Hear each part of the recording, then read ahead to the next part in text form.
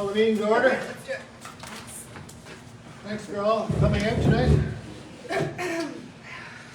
In the spirit of reconciliation, we acknowledge that the land upon which our organization stands is unceded Mi'kmaq territory.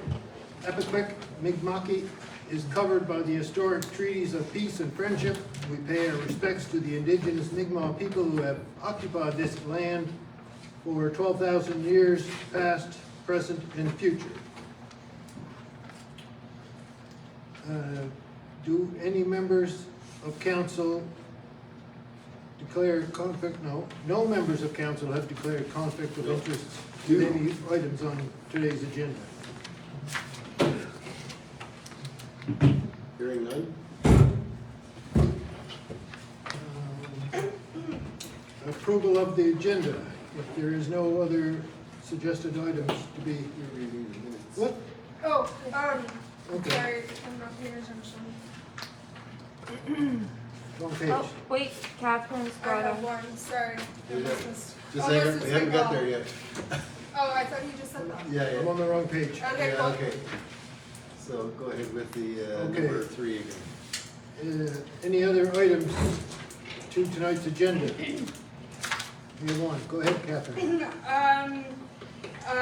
I guess it was a concern raised in regards to the conservation of lupins in our municipality.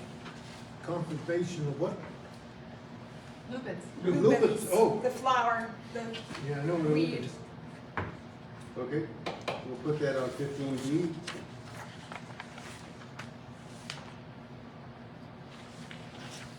Anything else? Okay, may I have a mover and a seconder to adopt the agenda as presented and amended?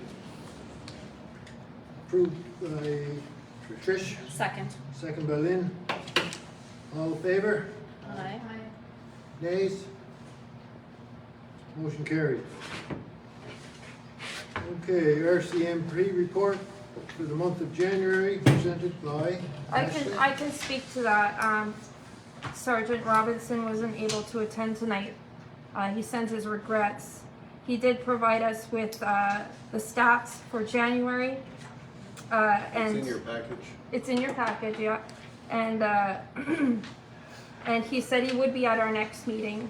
And again, he sends his regrets for being unable to attend tonight. Thank you, Ashley.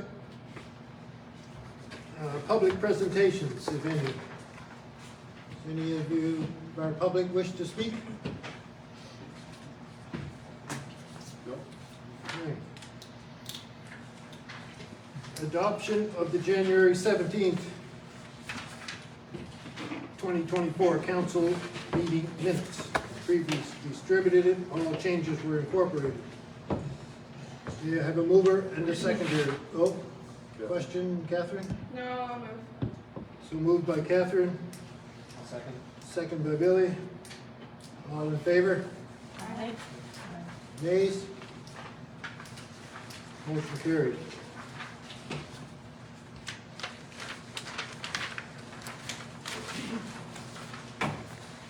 Okay, business arising from the January 17th, 2024 council meeting minutes.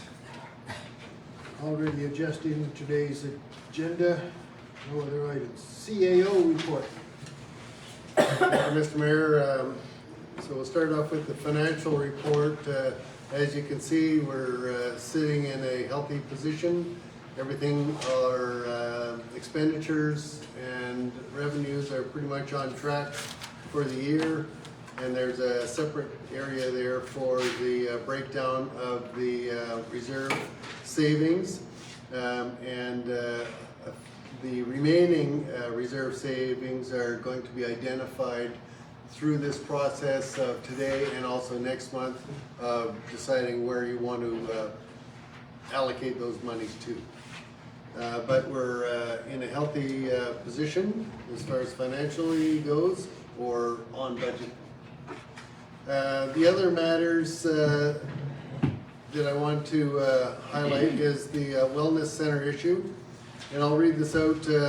Talks between RMB, the Belfast Community Development Corporation, and the Belfast Rec Center are currently on hold the CAO will continue to follow up. That said, RMB must clear up a rumor that is floating around.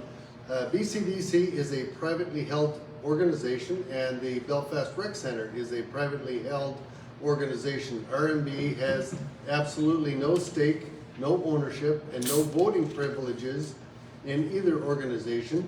And the only relationship that RMB has with either organization is that BCDC has received funding from RMB in the past, and that was about 4 years ago. And the Belfast Rec Centre receives community grants from the arena, or for the arena operation and the warming center operation. Additionally, where it is in the public interest to hear about major projects that might or could be going on in our municipality, like possible wellness center, RMB will use its public venues like our council meetings, our website, etc., to help inform the public and where we can. Before I move on to item C, is there any comments or questions about it? Jim? Depending on your definition, I'm not so sure the BCDC is, my definition of a privately held organization. BCDC is owned by the residents of Belfast. Everyone who happens to be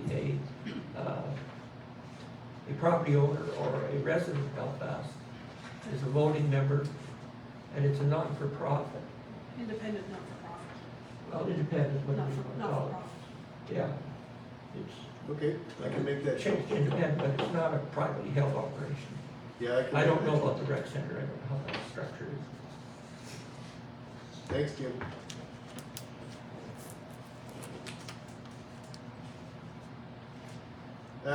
So moving on to the next item, C, warming center MOUs. The Belfast Rec Center is registered with the PEI Emergency Measures Organization and the Red Cross as RMB's primary emergency warming center, and the Wood Islands site is registered as RMB's secondary emergency warming center.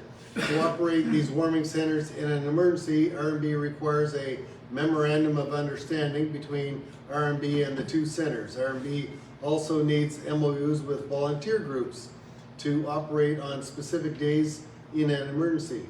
Progress on those MOUs is as follows. On Mondays, Friends of Iona have completed an MOU. On Tuesdays, the Bell River Women's Institute have completed an MOU.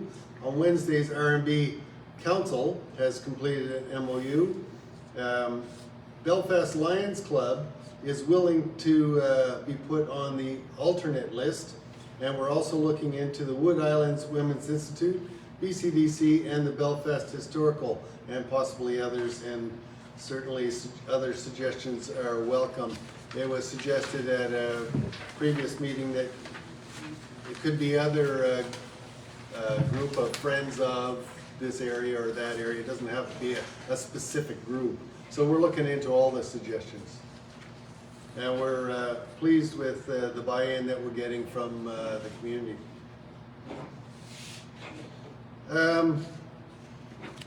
As most of you know, the generator funding installation, the generator for the Wood Islands Warming Center, funded through the Atlantic Canada Opportunities Agency, is progressing, and we should see the generator on site by early March 2024. Funding for the installation through the Regional Growth Initiative Fund should be in place in early April. That's because they're on a separate fiscal year for that.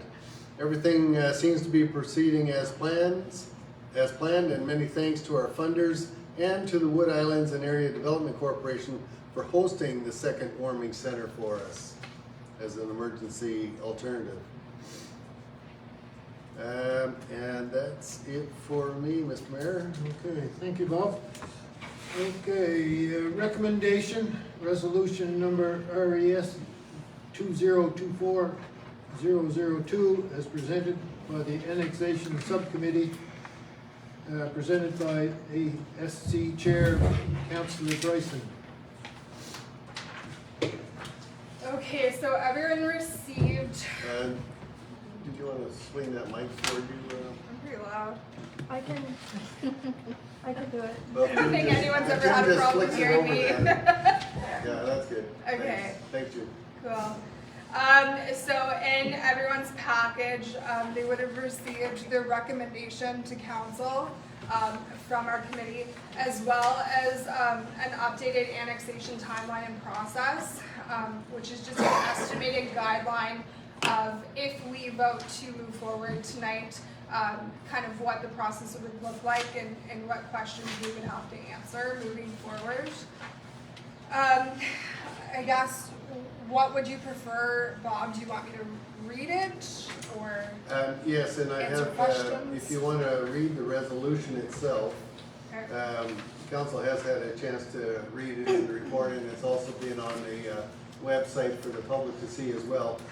But it should be read out as a recommendation, and having had a meeting with municipal affairs, I have a slight amendment if the mover of the resolution is okay with a minor amendment. Sure. So if you go ahead and read the resolution, then I'll talk about the slight amendment. Okay, and I guess just prior to reading the resolution, I just want to speak on how we came to this recommendation. So the committee of two counselors, the mayor, and the CAO, we looked into each of the individual communities that we were interested in potentially annexing. We determined what infrastructure and liabilities that would come with each of these areas. We discussed not only the pros and cons to annexing, but also the pros and cons against annexing, or also just stopping the procedure. So we looked at both sides of the argument, and so together we have come to the conclusion, which I will now read. So, recommendation resolution, Res 2024-002. Whereas the rural municipality of Belfast was made aware that the government of Prince Edward Island has an interest in reducing the number of municipalities on the island, and whereas the government of Prince Edward Island also has an interest in reducing the number of unincorporated communities on the island through either an annexation or an amalgamation exercise process. And whereas the rural municipality of Belfast believes that it would be in our municipality's best interest if we did the initial annexation exercise work ourselves, to make the recommendation to the government of Prince Edward Island on which unincorporated communities to annex to.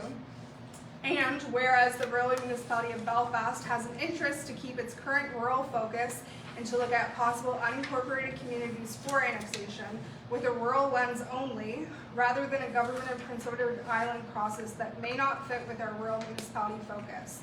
Therefore, be it resolved that the rural municipality of Belfast work in cooperation and in concert with the government of Prince Edward Island on an annexation exercise that will result in an annexation recommendation to the government of Prince Edward Island. Thank you for that, and before you move it, I just have a very, in speaking with municipal affairs, they suggested a very slight wording change, where it's in the resolution itself where it says, therefore be it resolved that the rural municipality of Belfast work in consultation with the government of Prince Edward Island on an annexation exercise that will result in a rural municipality of Belfast annexation recommendation to the government of Prince Edward Island. All that to say, they want to ensure that this is shown to be an RMB resolution that's coming forward, and a recommendation, an RMB recommendation to the government. So this is our process, not theirs. They're merely consulting and helping us with it. So if the chair is okay with that minor amendment, Yes, that's okay. then the chair could move this resolution Sure, so I so move this resolution. as amended. As amended, can I get a seconder for this? I'll second.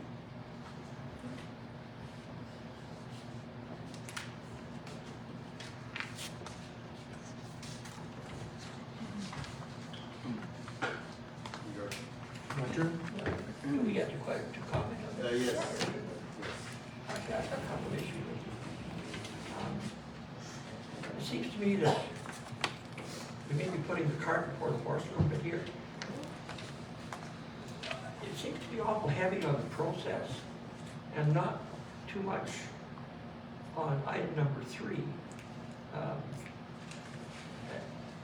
Before a person starts down this road where you're putting a lot of effort into things, don't you have to understand very clearly what the benefits of the annexation or amalgamation process, whatever you want to call it, what the benefits are, number 1, to the rural municipality of Belfast, and number 2, what would the benefits be to the communities that are proposed to be annexed? Because I've spoken with some people that are outside the rural community, and they just about shot me when I put forward the idea to them.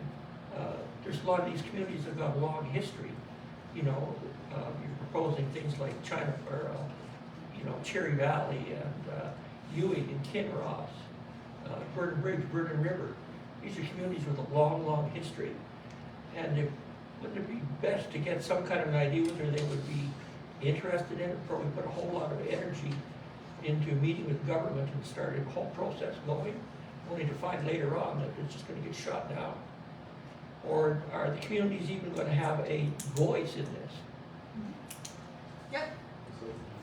As the chair of the committee, go ahead. Yeah, I can certainly speak to that, Jim. So we certainly did look to the benefits of both for RMB as well as these communities that we're looking at potentially annexing. Like I said, we also looked to the cons to bringing in these areas. Likewise, we looked to the pros of stopping this process, and we also looked at the cons of stopping this process. I fully understand what you're saying. The communities will 100% have their voice in this. This is not a set in stone. If we vote tonight, this is in by no way saying we are absolutely taking these communities on. In fact, for anyone who attended that meeting, the last meeting in which we came to this resolution, there were several areas that I specifically said I don't think it's a good idea. However, these are the communities that we initially determined, and so these are the communities we are going to continue to consider for annexation, given that we're looking inside our rural lens, our rural scope. There will be more than enough. Essentially, what will happen tonight is if we do vote to go forward, that's when we do start those conversations. Tonight is essentially just saying, does council agree with this subcommittee and saying, yes, we're going forward? If I can add to that, Madam Chair, I had an extensive meeting with Municipal Affairs just to confirm everything that the subcommittee did, and also to confirm what is going to happen next. You will see on your table, it's called Annexation Timeline and Process Estimated document that is on your table, and that's a result that we had with meeting with Municipal Affairs. And all of the items that Jim noted, those are all part of the process. What we wanted to make sure is that we looked at all of the unincorporated communities, which ones should be involved, determining the interest of those communities to joining RMB, confirming the benefits of RMB, having those communities join us, what itemized criteria was required in the proposal, and actually the list is fairly extensive. But I should tell you that it was in the interest of Municipal Affairs that it was this stage that we're dealing with right now is more, do we want to look at it at all? If we want to, there's a lot of work that's going to go into this. We'll be looking for funding models. We'll be looking for other collaborations with other government departments, so there is a lot of work, but this, what we're at now is in no way are we saying we're ready to do an annexation process. We're saying we are willing to look at it and get started so that ultimately we will, council will decide whether they want to do an annexation proposal to the government or not, based on the research that happens. Because we certainly haven't done the extent of all the work that's going to be required just from the ASC committee. Is there anything else you want to add, Catherine? Well, I just want to point out, you know, why we voted to form this subcommittee in the first place. So this entire process is, we're trying, I've just lost the word that's on the tip of my tongue.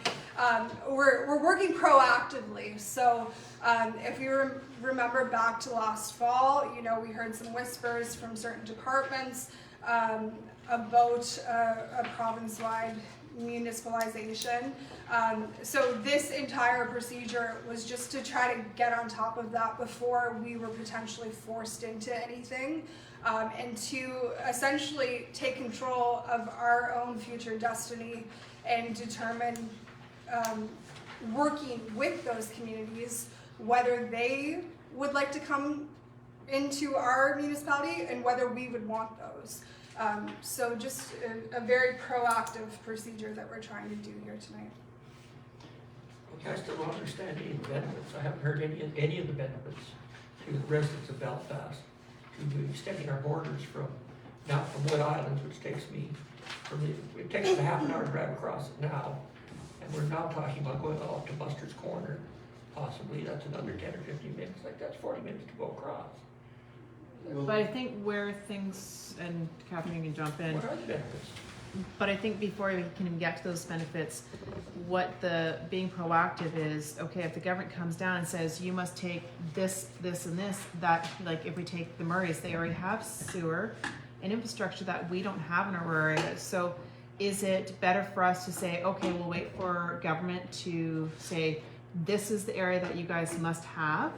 Or do we go proactive and figure out what might actually fit within our rural area to say, okay, if we have to do this, this is what we'd be willing to take on, and looking at that. Because to me, that does benefit our municipality, is to find fits that actually fit with us versus taking on communities that have infrastructure that we don't have, which will then ultimately cause tax raises and potentially other issues.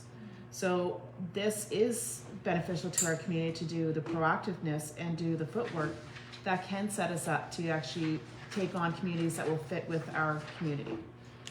I guess I look at it a little bit differently. You see, I still, and I know you are all arguing against me at the start when I told you the Municipal Government Act, as it stood, initially was not suitable for small municipalities. And I still don't think, even with the revision that it is, and I personally do not think that once the rural politicians get involved, that this process is not going to go forward the way that anywhere near what we think it's going to go. And I don't understand the benefits. I'd like to see a list of benefits before we start getting staff involved in hundreds of hours of work following a process as opposed to understanding what the benefits are.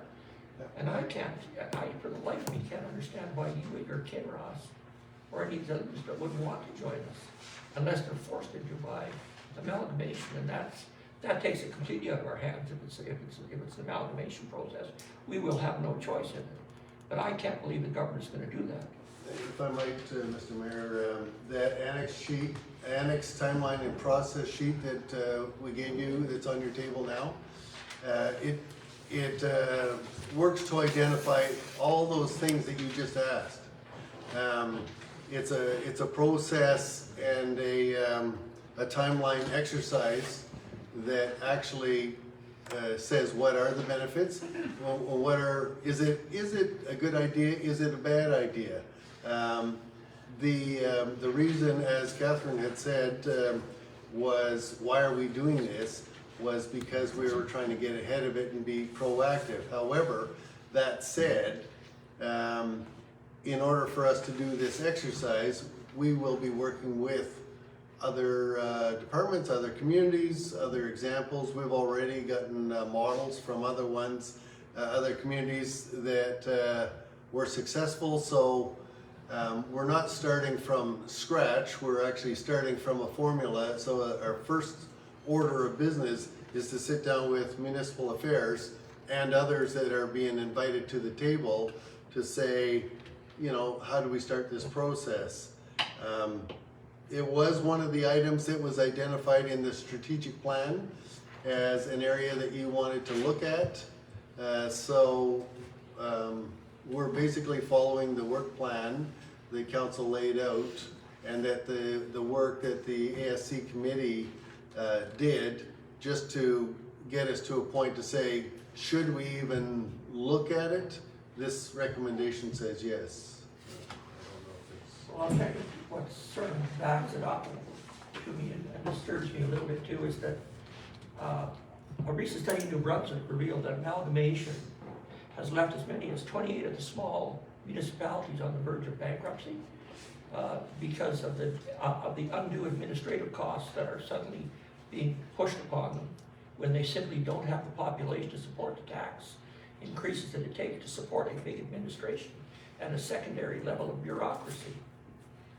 So I think that I personally feel that we should at least have a very clear understanding what the benefits are, which is not a massive exercise before we even vote on whether or not we should proceed. Because if we came to the conclusion that there is no benefit to Belfast, and there is no benefits to the other outlying communities, then why bother going through all the work to go So through then- a process? Sorry, I'll let you finish there.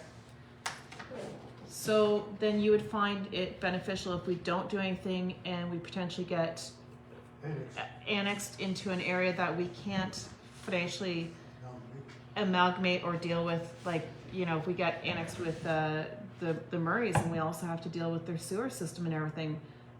To me, that's not a benefit. That's a huge, like, potentially issue that if they all of a sudden lose their infrastructure and we have to put new sewage in that area, we're now at that price and our taxes are going to increase. So to me, that's not a benefit. It's not a benefit to sit back and go, okay, let's just wait and see what the government does. I'd rather start the footwork to find out what would actually work with our community and not have to have a potential large tax raise. So, I have a question. Go ahead, Chairman. Has there been any estimate of the time that it will take for like administration to go through this? I don't know if it's been estimated. I know that we have estimated that we would have more than enough time for administration. But we've also looked into, you know, potentially hiring a private consultant. There's a few avenues we can look at because we are in the process of the official plan and bylaws. There's a potential stream of having it funded up to 90% to just kind of it kind of works hand in hand with our official plan. So we might be able to just, you know, attach that to what we're already doing with Votan. Yeah, so administratively, yeah. we're just managing the project, but the bulk of that administrative work would be whoever we contracted out to. It would likely be Votan, if they were up for it, and we would be in discussions with Infrastructure Secretariat. As you know, they have a new funding cycle coming out that should potentially give us about $600,000 worth of revenues. They are the ones that funded the official plan and development bylaw, and it would be advantageous if we had them do a separate contract or in conjunction with to do the annexation exercise. Based on previous models that we've seen, it's approximately a 3-month process, and that way it could feed into the official plan and development bylaw so that we, if it's accepted by the government, then the whole thing is accepted all at once, rather than doing the official plan, development bylaw, getting it passed, and then doing an amendment with the annexation process. So there's a way to combine it. Administratively, we can contract out. There's money out there, and just like we did on the official plan and development bylaw, it costs the municipality 10% of whatever that is going to be. Now, there was a quote, I think Catherine mentioned, where one community or I didn't mention it, but that was very much one of my concerns that I've been, harassing Bob about for the last month. So I was actually just made aware by the FBIM that the town of O'Leary just went through this process to annex 70 acres, 20 parcels of land, of unincorporated land into their town. They hired out a consultant to do that work for them because they only have a staff of, well, I guess they said it was more than enough, more work than their one staff member could take on themselves. And that quote came in at $2,300 for that town to do that. Now, I'm by no means saying that ours is going to potentially do that, but that gives us at least an idea that this town just went through this process, and that's how much they spent. And we do have, potential revenue streams that we could have 90% of that covered. there's also, according to municipal affairs, other funding models that we could look at. But the infrastructure secretariat is the natural one to think of because of what we're doing with the official plan and development bylaw already. However, they have yet to announce their new cycle program, so we may or may not be looking at them. Do you List. have an idea Right. as to how much admin time has been expended so far? Just an order of magnitude of like yourself. And actually- Yes, I can tell you that I took on the administrative role for this committee, and I would say a good 20% of my time has been taken up as part of the ASC committee. However, it was something that was made as part of our work plan when we talked about this strategic plan. So now that the ASC work is completed, managing the project of somebody else doing it would be considerably less time, supposedly. Who knows? One example we do have on the timeline is from us, we spoke with Mayor of West River on one of our ACS meetings, and she said that it was Helen Smith McPhail is the lady you speak of. 9 months it took them to approve their annexation. Fell into their land use and official development. It was all tied in and coerced together, but that was the kind of timeline that they worked with. And speaking of the timeline too, certainly not all the work is being thrown onto Bob. I've devoted too many hours to this myself. And obviously if we move forward as the chair, I'm more than willing to continue to do that. And certainly I don't get paid by the hours. So, yeah, I think collectively our entire committee is committed to doing whatever is needed to be done. So I think that there was maybe on the last update, you talked about having a matrix for the benefits and stuff like that. Did you share that with the council? I don't think it was shared with council. Would you? I know, but we can certainly send it out. Yeah, do you want me to read it? Like it's Oh, sure. it's quite a lengthy document. So essentially just to show everyone, you might not, sorry Lynn. So we identified each of the individual communities themselves. There, a lot of concerns I've been hearing is specifically about the fire departments and worries that the maps would change. So we also identified that.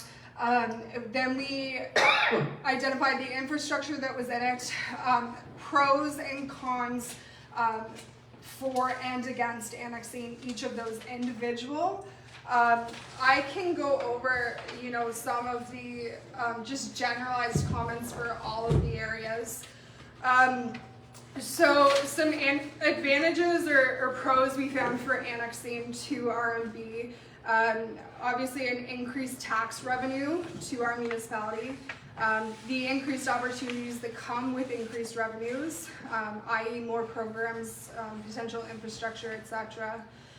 This process that we're potentially undertaking allows communities to explore which municipality they would like to be partnered with.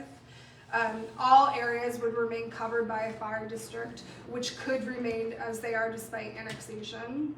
And just to further clarify that, from the conversations we've had, there's no reason why, if we annex areas into the municipality, that Belfast Fire Department would have to expand.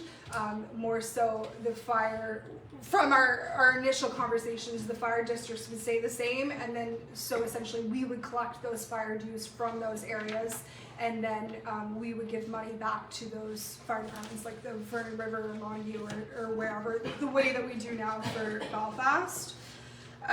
All areas that we've identified for this procedure are rural minded and have been found suitable for annexation with RMB. And annexation would ensure all surrounding communities have availability to the services provided by a municipality. And this one I can speak to personally because Trish and I saw this with the Shop Belfast program last summer, in that there were businesses and individuals outside of our municipality that really wanted to take advantage of what we were offering, and at that time it was only allowed to that. So if we were to expand to those areas, you know, then they could take advantage of all the programs that we provide. The disadvantages for annexing were that it will likely result in increased work hours and wages, greater complexity and growing pains for our municipality. And then to bracket that, we said, however, could be offset by increased revenues. And another disadvantage was all areas are located in different fire districts, and this creates the complexity of paying a second fire district and or exploring changing things. The advantages against annexation, or the advantages to say no tonight and just stopping this where it stands, essentially were that everything stays the same as it is, and for both RMB and for the existing annexation areas, and it is what it is. The disadvantages against saying no to annexing or failure to annex any area could result in another municipality annexing these areas. And so just to clarify that one, so if we don't initiate now, we may lose our opportunity to do so in the future. So say we wanted to take on UIG and we waited too long and Three Rivers came along and took them instead. Another disadvantage was that the province could potentially force annexation on any areas without our cooperation, i.e. we would lose control. And the last one that we came up with was that everything stays the same as no possibility for growth beyond raising taxes. So that's by far not an extensive, that was just kind of, you know, for people getting together with whatever input we received from the general public. If we vote to move forward with it, that's part of the procedure, to go into that in way more detail before we would ever get to the point of truly bringing them on or not. That is an excellent point, Catherine, that no matter what happens in all the work that we do, before we make the final proposal to the government, it's a council decision as to whether they want to proceed with it or not.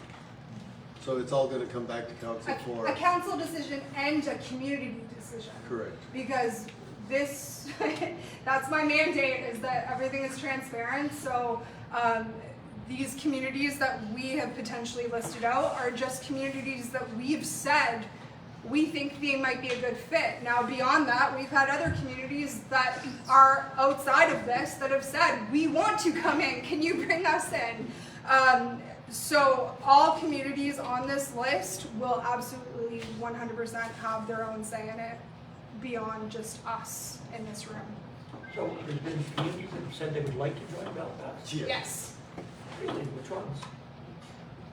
I don't think it's appropriate to say. No. No, Well, no. if they. Because it would just cause a rift in that other municipality. Actually, I think there's gonna be lots of rifts before it's done. So in the process that you kind of outlined here, where do you see the next decision point being for the council and the community? The next thing that happens in the process is a meeting with municipal affairs. Right, no, but I'm just, where's the next spot for a Right. decision? So based on that meeting, we're going to be trying to identify a whole bunch of processes, and which would also include a Gantt timeline chart. That Gantt timeline chart would also be would have decision points. I can't give you an exact at the moment, but I know one of the decision points will be, do we hire a contractor for the annexation? So that would come back to council, because that means there would be a cost of 10% to the council. So I can envision that one being the first one, and I can envision that one probably coming to council within a couple months. Mayor, Yes, can I ask a question? absolutely.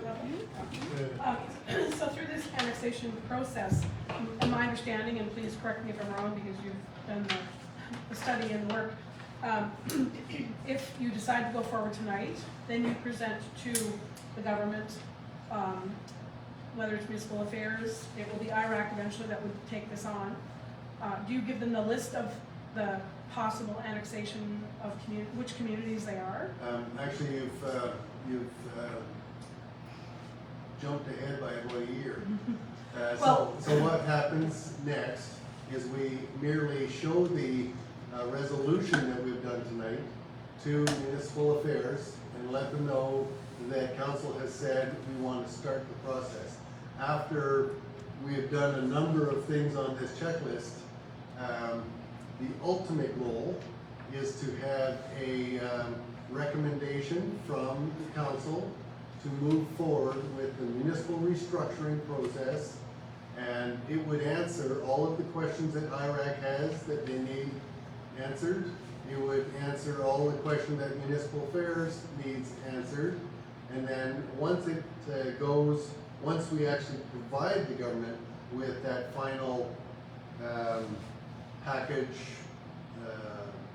recommendation, then it's probably another 6 months if it all goes well from there. But what happens between that time is all the stuff that's on this list prior to that. So we're gonna basically be able to fill the 56-page recommendation that's gonna be going to IRAC with all this information. So I guess back to the list that you have of different communities that possibly could become part of the rural municipality of Belfast. If, say, Vernon Bridge is interested, but Uwick is not, you know, you're hopping over a community. So it's going to be up to IRAC in the end to decide how far you expand the community and whether a community gets annexed, whether they want to or not. Yes and no. First of all, it's going to be up to the council to decide if they like that idea, if they, because maybe not, it's not congruous or whatever, it doesn't fit properly. So they may say, okay, we're gonna skip this community and not this because of this other thing. So once council's happy with the recommendation, then they will present the proposal, and then IRAC will do its thing, and they may say, okay, yes, you can go forward, but not with these folks, or not with those folks, or whatever. So once we have our proposal, once council's happy with the proposal that we give to the government, then the government will do their thing. So it could actually jump a community, is what you're saying, for the I annexation. suppose it could, depending on the findings of the work. Well, I know it's quite a huge area that you're thinking about annexing, so, you know, what does that look like? And once the process is started, if that's the way they're going to go, then does Iraq have the ability to say, we're gonna do all of this, or nothing, or anything in between? And that's what we'll be finding out. We did ask in our meeting with Municipal Affairs, one of the highlights was, what does Iraq need? And what are their criteria? So, Well, I'm gonna have a difficult time voting for anything that's going to cost us any money in these particular economic times that we're in right now. And it seems to me that this is gonna be such a complex process along the way that I prefer to let government explore it a little bit further and make a decision whether we're either gonna have to do this or not. Because I personally do not believe that they are going to proceed in the way that it's been laid out to this point. And they've got the resources too, and they're not stupid. I mean, if they're not gonna force something on people that don't want it, they'll go through a process, and they're much more able to do it than what we are. I mean, they're the ones that came up with this Municipal Government Act, not us. So I'm gonna vote against it, that we just hold back and just let government do what they're gonna do until we get very clear direction from them. And I've noticed that Minister Lance has waffled on several items, you know, making changes to the MGA to start off with, when I was told that they were never gonna do that. And then I believe he said that he would never force amalgamation on people. If I got that statement correctly. So I think I just leave it in government's hands myself, because we're just gonna be spinning our wheels for a long time on this, and devoting a lot of resources towards it. Maybe out of our hands at the end anyway. So I'm gonna vote against it. I would definitely be more comfortable voting yes if I had an idea as to what the cost would be, not the big cost where it would come with a consultant, but like what is the upfront cost that it would be to the council. It's like we've got some time already put into it, and then there'll be some more time, approximately like 3 months, maybe you'd be at a point to be turning it into a project that we could hire out for. So I'd definitely be more comfortable with voting on it if I had an idea of what that number was. and I don't have those numbers for you. Understood. And I'd like a clear understanding of benefits. I'd like to have that matrix Yeah, it'd be lovely to sent have to that. me, so I will send it out so to that I you. have time to study it, and I'd like to see this maybe put off till the next meeting, till we've had a chance to You're not gonna be here in the next meeting. I can be here at a distance. I can hear what's going on. I have a computer. I would be a loud voice. But I will be sending out this pros and cons matrix to everybody tomorrow, or actually,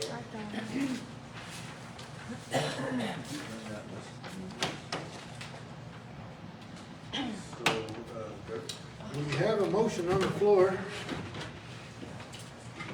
Resolution 2024-002. Go with Just go Can I with make a motion the, prior to that? pardon me? Can I make a motion prior to that? not yet. Well, you have to read the motion first, and then you can then ask for an amendment before the vote. So you would have to, Garth would read the motion first, and then you would move to amend or whatever. So it was moved by Councillor Bryson and seconded by Lynn to approve Resolution 2024-002 to work in cooperation and in concert with the Government of Prince Edward Island on an annexation exercise that will result in the annexation recommendation to the Government of Prince Edward Island as presented. So now would be Jim's motion to, Well, I'd like to make a motion that we table this for another meeting until we've all had more of a chance to get a deeper understanding of the process and of the benefits and the pros and the cons that are maybe laid out in that matrix before we actually make a vote to proceed. Do you have a seconder, Jim? I second it. So we go with this motion Yeah, you have to go with with the the amendment in it, Jim's amendment in it? motion to table from Jim and Charlie would have to go first. Oh, it's the second motion? The second, yeah. Yeah. So it's a, so this is presented, you've got the motion for it, but before they pass that, you have the motion to amend first. So that's Jim's motion to table. Okay. And so are we discussing that one? Yes, you get a chance to discuss that now before you vote on it. Well, I guess my only point, as a chair and as someone who has spent a considerable amount of time on this, our meetings have been open to the public and open to council members throughout. I've posted on our website, on our social media, on my own social media, on the community groups, asking for opinions. And so, everyone has had equal opportunity to attend the meetings and have their say for the last, 3 months that we've been discussing this. So I guess that's my only point on that. All the charts that we have been doing in the committee have also been posted on the website after each meeting. So the matrix is there? This last final pros and cons one is probably not there because we just finished it.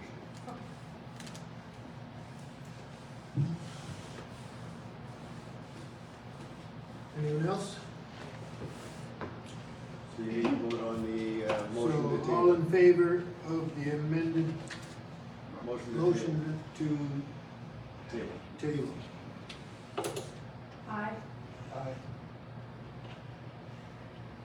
Nays? Vote was So that's 2 yes and 4 no. 4-2. Motion defeated. Wow, I've never had it before. So now you're back to the original motion, and I should add, remember earlier we talked about where we said work in consultation with the government, so those amendments that were mentioned earlier on will be carried on to the motion as well. So I can read it if you like, what the motion will read. Okay, so the motion will read that the rural municipality of Belfast work in consultation with the government of Prince Edward Island on an annexation exercise that will result in a rural municipality of Belfast annexation recommendation to the government of Prince Edward Island.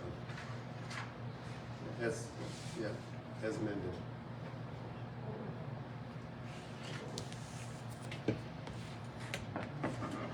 All in favor? Can we do a show of hands since there's, what's it, 3, 4? 4 favors. Nays? 2 nays. So, Motion 4 carried. saying yes, yeah.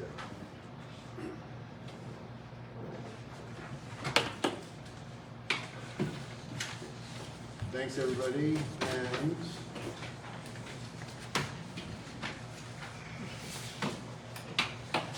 Okay, take a glass of water, Bob. oh yes. 24. Does anybody need a break?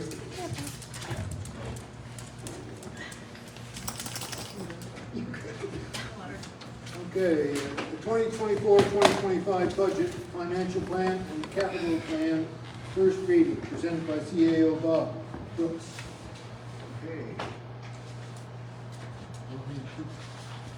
Continue on the next bit. No. Okay, so we gave notice in January that RMB would be holding public meetings in February and March for passage of the 24-25 budget, financial plan, and capital plan. The public was encouraged to attend these meetings. and or send comments. To date, RMB has yet to receive any comments by email. However, there is 3 members of the public in attendance if they wish to make any comment. Today, I will go over all the aspects of the budget, financial plan, and capital plan, including detailed line-by-line revenues and expenditures. At the end of the presentation, council will be asked to consider the information that was presented, taking into consideration any public comments that come up in this process, and take into consideration any positions or suggestions that other councilors bring forward for consideration. And following any discussions, clarifications, and amendments, council will be asked to give first reading only to the 24-25 budget, financial plan, and capital plan as amended. The document that is approved as amended will then be posted again on the RMB website for another month of public review. Again, the public can attend or send comments, and on March 20th, council will again be asked to discuss and consider any additional amendments. Council will then be asked to give second reading and final approval to the 24-25 budget, financial plan, and capital plan. So having said that, let me get into my initial comments. And as the screen says, we have great news to start. The 23-24 projected bottom line is exactly on budget, within $248. Sorry, Gert. 248 bucks, the estimated. That may change if we don't get the expected funds from municipal affairs that I believe is coming for some administrative shared services. Based on the actual expenditures from 23 and January 24, projected expenditures for February and March, the new 24 revenues from the government of Prince Edward Island, and the resulting negative bottom line with the preliminary budget numbers, the CAO only sees 2 viable options for the 24-25 budget. And that'll be up to council to consider all options. Even though I only see 2 viable, you may see a whole bunch more. So, whatever you decide. The 24-25 recommendation is also based on a very large mandate for additional work, which will include starting the GPI RMB annexation process, the resumption of the official general plan and development bylaw discussions and decision, the introduction of Canada's new gas tax funding cycle, which should include approximately $600,000 in project funding to administer and monitor, collaborating, monitoring, and interacting regarding the ongoing ferry issue for Wood Islands, and advocacy on the many issues that spring up regularly.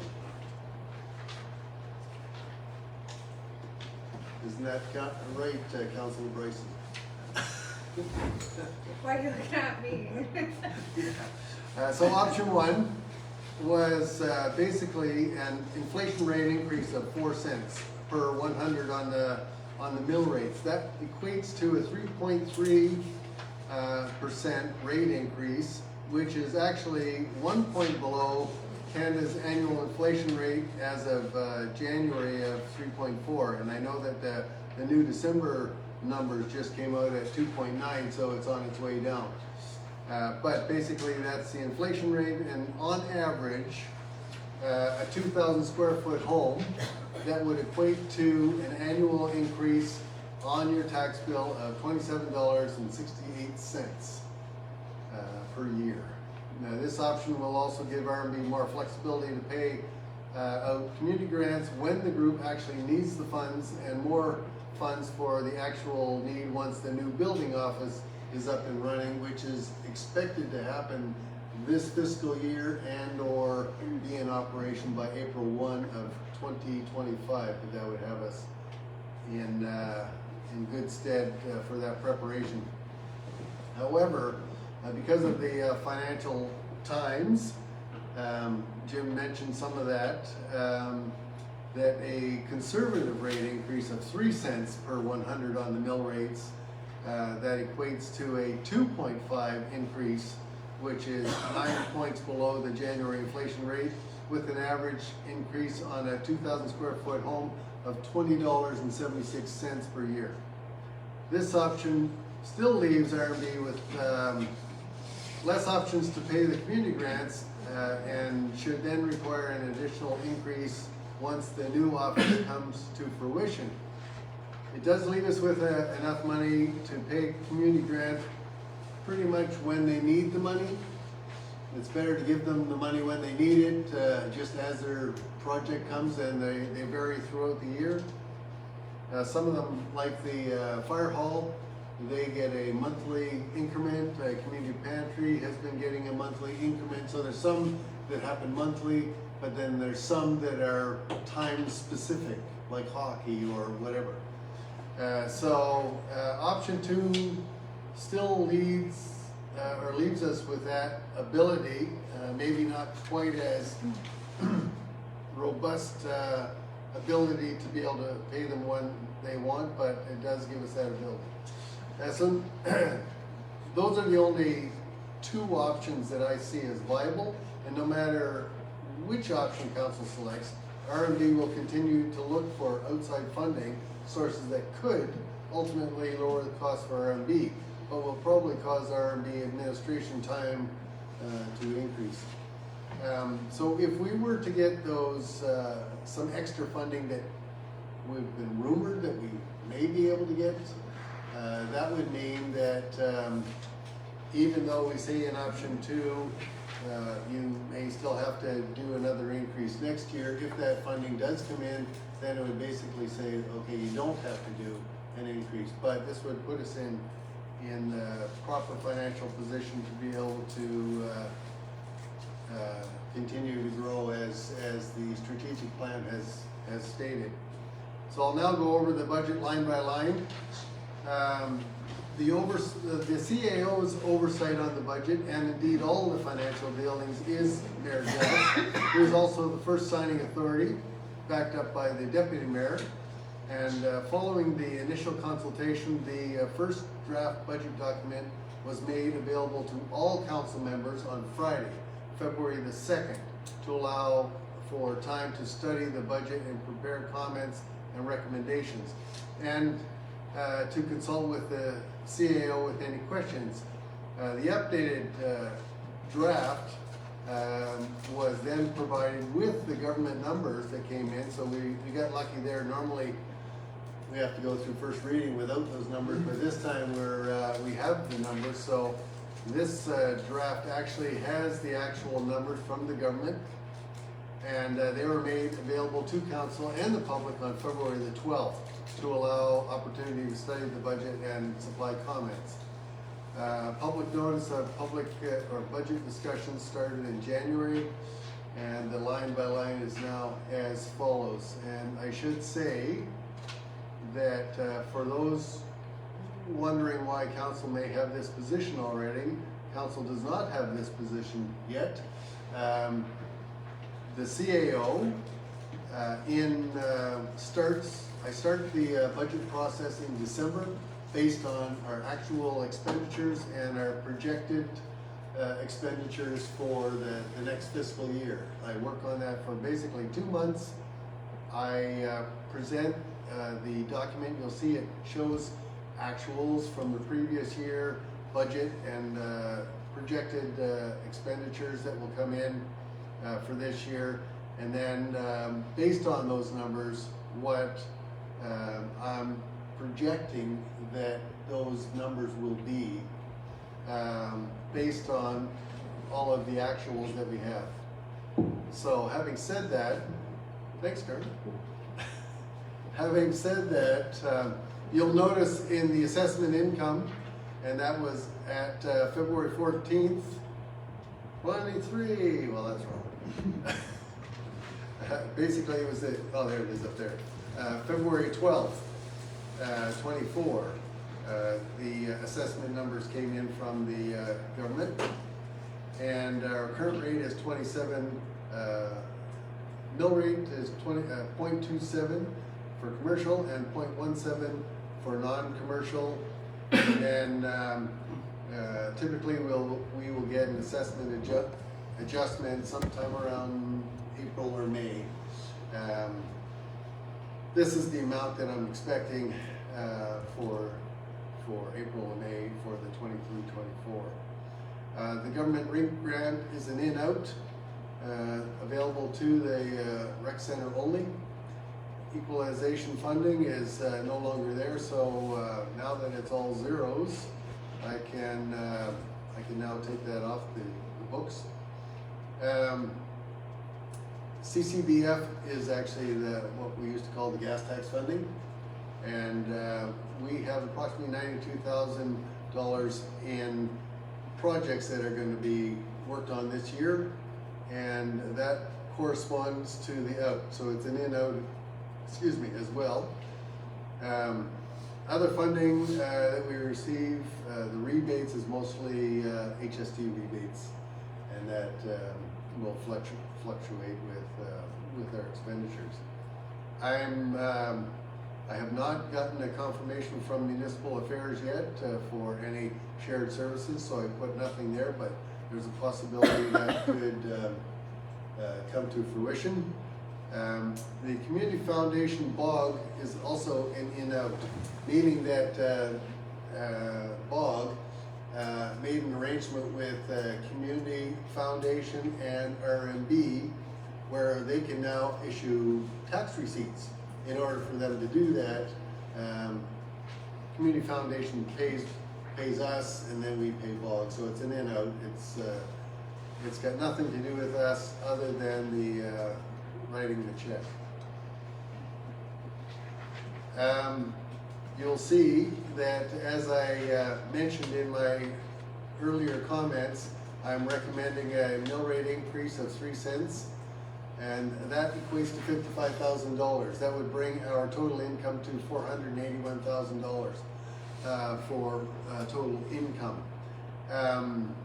There's a couple notes on those, and you'll note, the first note is that the higher assessment revenues than projected in 22-23 and 23-24, that 24-25 is based on the 23-24 actuals and now the new government numbers.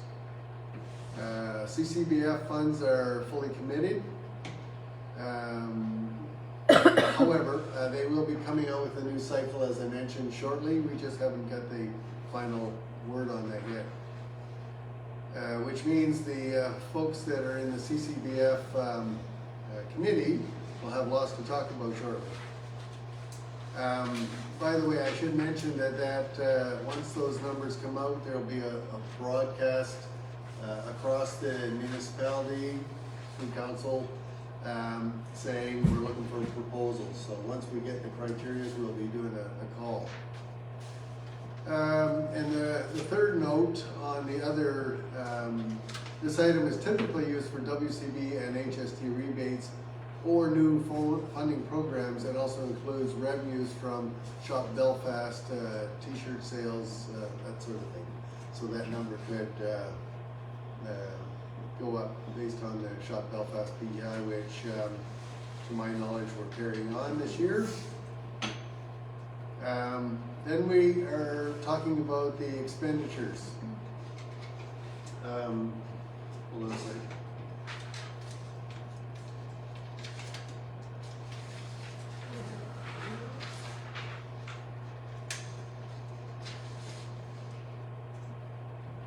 Okay, so the first two you see, E1A and B, are all about council's remuneration and the HR component for wages and tax deductions.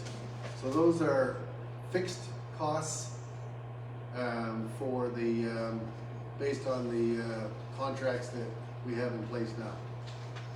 E2 is the typical travel allowance. Sometimes we go over, sometimes we go under, mostly because of gas price jumps, but now it's going back down again. So even though it was at 19 projected, I expect we can live within 15 that it used to be budgeted for. Admin, we actually show 20,000, which is less than the projected for this year. The difference there is that, and you'll see in miscellaneous, right here, in the miscellaneous, we had not budgeted office cleaning, and that was in the miscellaneous. It is now budgeted where it's supposed to go, which is in E3. But even by adding the cleaning into the E3 budget, I was able to significantly reduce the administration budget because the office is set up now. You know, for the last few years, we've been getting a lot of stuff just to make sure the office is totally set up. Well, now it is set up, and so I've been able to significantly reduce what we have to put out for that. There's a E4 is advertising and website. You'll notice a slight increase. The reason that increase is being suggested is because we have been doing a lot of events recently where public skate, for example, is a good example, or the Halloween or whatever. And so the thought was that we should create some signage that's basically transferable. You can take to each event, like when we go to the horse race, we sponsor something there, or whatever we sponsor, we can have some Core signing just to put our name on it and just reuse it and just stick a new poster on it or something. Anyway, I budgeted $250 for that, and that's what puts us slightly more than what we had last time. The audit and financial statements is basically giving you a 5% increase for inflation. We don't have the final bill yet, but typically the bill comes in, or all of these costs come in with anywhere from 3 to 5%. So you, as a general rule for your budgeting, you just do 5%. Insurance, this is interesting because there was a recommendation from MRSB that because we're now getting into official community plan and development bylaw and annexation process or whatever, that you may want to budget some money for legal. And so it's put in there. That said, that is one area that you might want to look at because we don't expect the official plan and development bylaw to be in place till next fiscal year. So it's something that may be able to be not put in this year, but it's if, for example, there was some sort of legal challenge that came forward, we would end up having to pay it anyway, and then we would just have to take it from somewhere else. The projects have been reduced. You'll notice there's a big difference between this year and last year. Last year we decided to put $5,000 into MIP. Well, at the end of this fiscal year, that $5,000, because we did not, thankfully, have another Fiona, we didn't have to use it, and the direction was that that money then goes back into, or now goes into the reserve. So that $5,000 will go into the reserve. So the only amount of money that is additional is we budgeted $2,000 for the Shop Belfast one to continue with that program. That said, programs like that, we still look for outside funding as well, and if we can do that, then we end up saving some money. But we did commit through council, I think it was October, Catherine, where we had said we were going to carry on.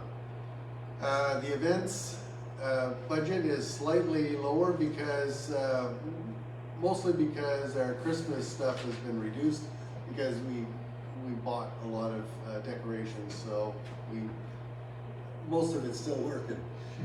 They didn't get shorted out. Sorry, Bob. I was taking notes. When Yes. you talked about line 36, the amortization of tangible capital assets, what's the asset?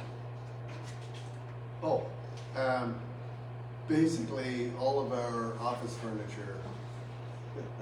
That's all we have as capital. Unless this council asks us to build an arena or something.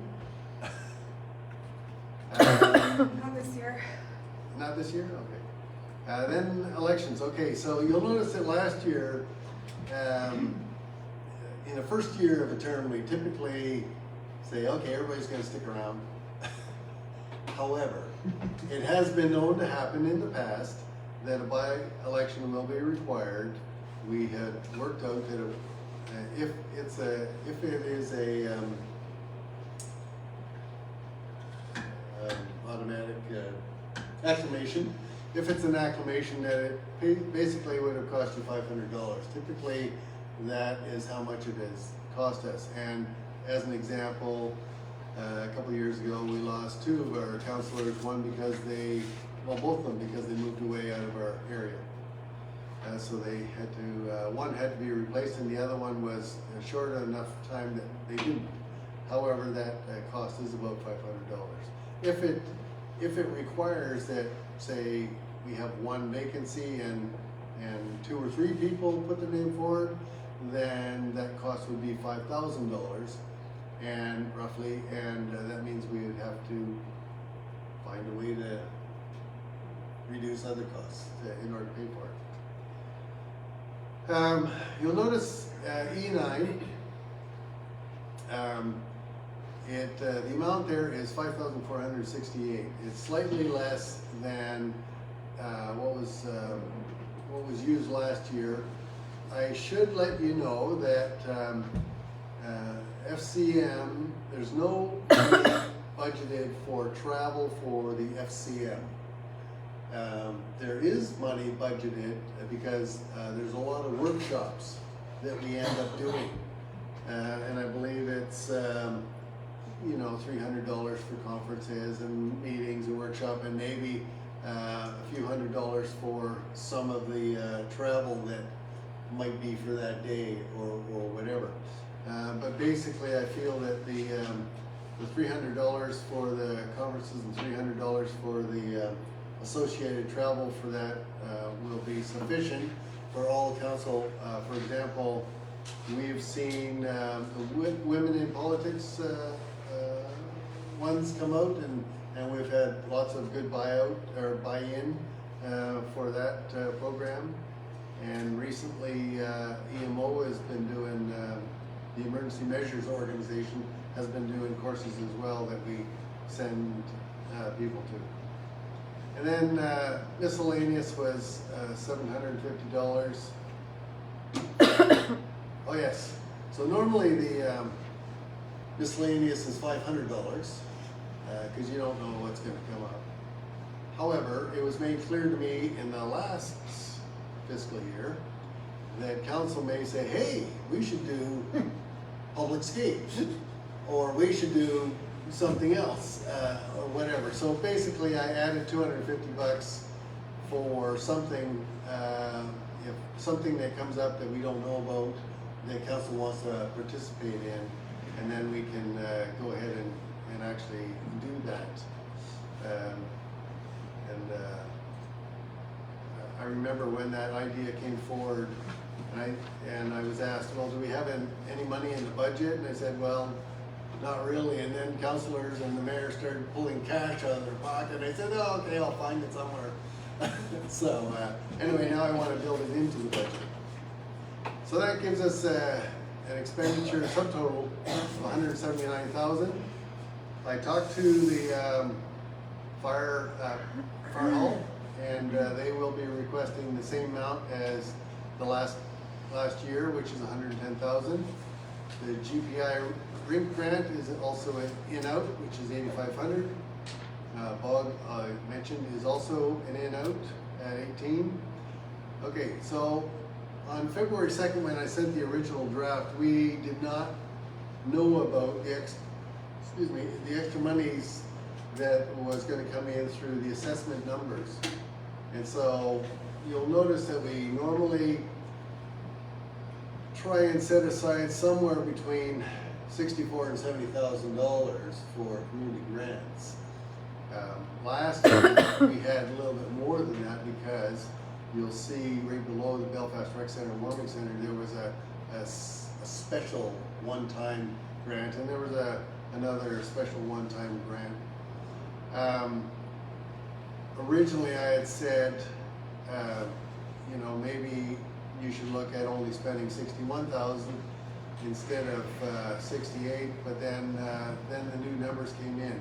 Now, it should be remembered, and this is where you also have some control, that this $68,000 is only a placeholder to put some number there for community grants. Ultimately, what's going to happen on March the 8th,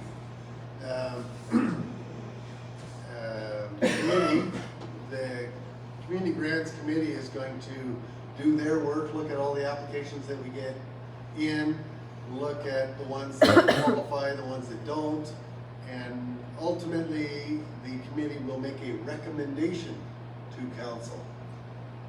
It may say 68,000, it may say 71,000, it may say 50,000. We don't know. The reason I mention it now is because in this process, if this council said we want to put a cap on what the community grants should be this year, then you can pick a number and you make a motion, and then when the community grants go into the discussions, then they have to live within that number. However, typically what happens is you let the committee do their work, and then on the second reading, that's when you decide if you like the committee recommendation or if you want to add it or reduce it. In the past, we've added money to the recommendation, and in the past we've reduced money to the recommendation. So all that to say, my advice is that you let the committee do their work and make that decision on March 20th. But that's a placeholder. The I-4, as I mentioned, is 92,000. That's an in-out. The contingency is back to the usual $1,000. Sometimes it's less, sometimes it's more, depending on what sneaks up on us. Oh yeah, the E15 is the projected share of the second warming center generator, which to our knowledge is $10,814. And like I say, that generator should be in place by the end of this fiscal year, or if not sooner. So that gives us a total projected expenditures of $471,000 against the $481,000 in revenues, which leaves you with a possible bottom line of $10,000 going into this next fiscal year with that 3-cent recommendation. The resulting $81,000 is used for cash flow. Typically you need 3 months of monthly operational to do your cash flow and to pay your community grants and all that kind of stuff. In addition, you show $66,288 in the designated reserve funds. You've already designated $25,000 to the RMB expansion. Emergency preparedness would be at $10,000. Second warming general reserve is $5,000. All these were decided by council previously, which gives you $266,288 to allocate. My suggestion, again, this is just my suggestion, is that you add $6,000 to the second, to the warming center. That gives you $11,000 to pay that $10,377 bill. And then you have $20,000. that would go into the expansion reserve for the office. Like I say, that could require up to $50,000. There may be some things that you need to, walls that you need to build into the office, equipment, access, plumbing, yeah, or whatever. I mean, we will be getting a building from White Act, but they're, in order to make it something that RMB wants to use as their office, there may be some extra costs involved. If after that process, the expansion is completed and we have some money left over, then that money can then go into either another reserve or into general revenue. So this is a finite reserve, and once you're into your office, it'll be completed that fiscal year.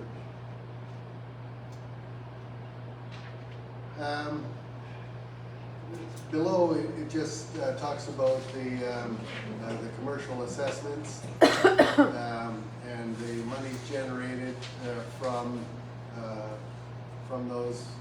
You'll see we're using the regular numbers of 27 cents for commercial and 17 cents for non-commercial, and then you would add in the 3 cents if you go with option 2. And basically, that is everything, and I would like to suggest, because of the time, that we should call a tea break or recess if anybody needs it. Does anybody want a recess? Because we can carry on if you want to. All in favor of a recess? Bob, do Please. you want to recess? No, I'm good. I just Any wanted questions? to make sure you had the opportunity. Thank you, Bob. Thank you. Open the floor to questions. What do you do? I guess I can start with the first question. So item E3, Bob, can you just speak to Is it E3? E3? Just because the general public don't have, like your notes specific on that. My scratched up notes. Your are scratch into that? notes. Okay. Do you mind just speaking to the amount we're spending for office cleaning? Yes, it's $25 per week. And that $25 equates to $3,600.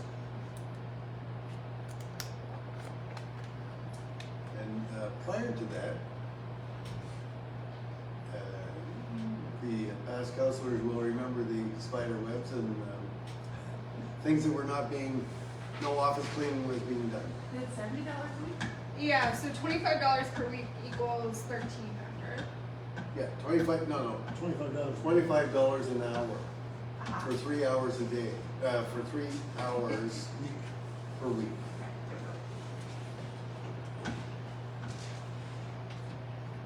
Okay, so I guess just my comment or question, I guess, in regards to that is this cleaner was brought on, prior to increasing Ashley's hours and bringing in a second staff member, and increasing yours as well.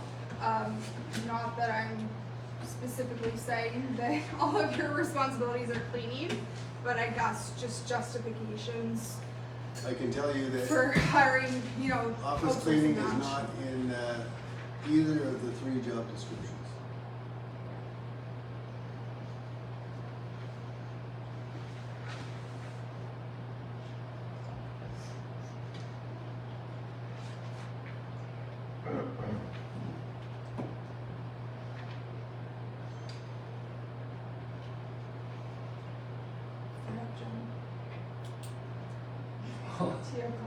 I've got many comments.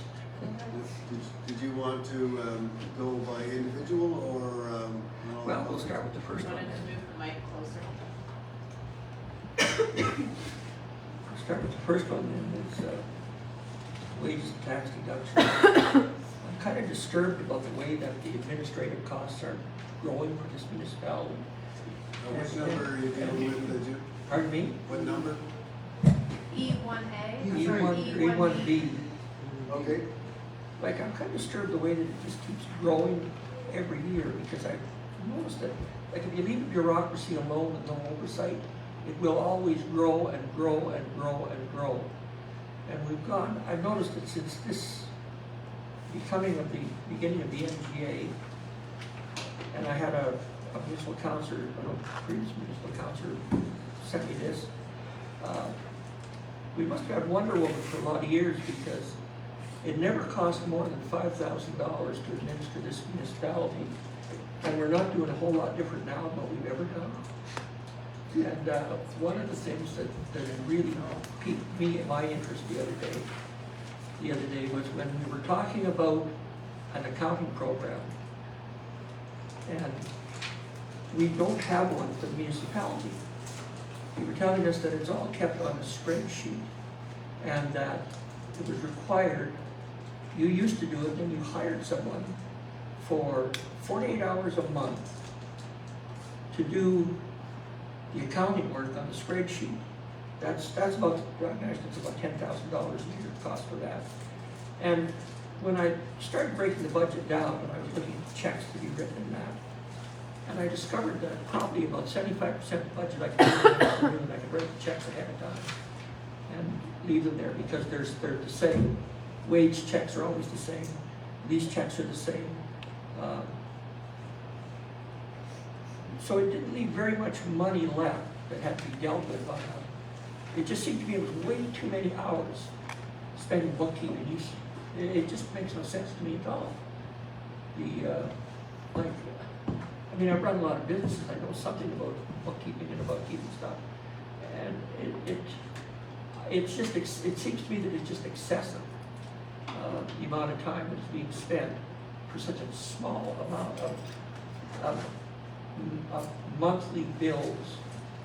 Like, a lot of the stuff we write checks for, you know, like if you look over the expenditures, a lot of it is, you write one check. We write one check for the fire department.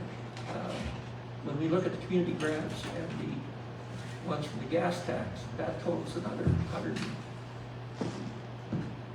After we take all the paychecks out, and we take out those grants that are just a one-off thing, we're only left with about $90,000. And it seems to me that that's far too much money to be spending on bookkeeping. Be keeping such a small amount of money. And I know I'm going to be very difficult for me to vote for any kind of a budget that puts a tax increase on the residents of Belfast for things that I see that are, we used to call, when I was with government, we used to just call it grist for the mill. And I noticed that this moving, I gather that you're planning on moving to another office. Is that what I see this for, this RMB expansion thing? Yes. Why do we need another office? I looked at the office space we've got down there now, it seems perfectly adequate to me. Why are we moving to a whole new building, taking over that restaurant and turning it into an office for a couple of people? It just doesn't make any sense to me. Were these questions you wanted me to answer, or are you just gonna? I'm gonna make comments on them because I'm not gonna vote for them, I can tell you that. Did you want answers to any of those?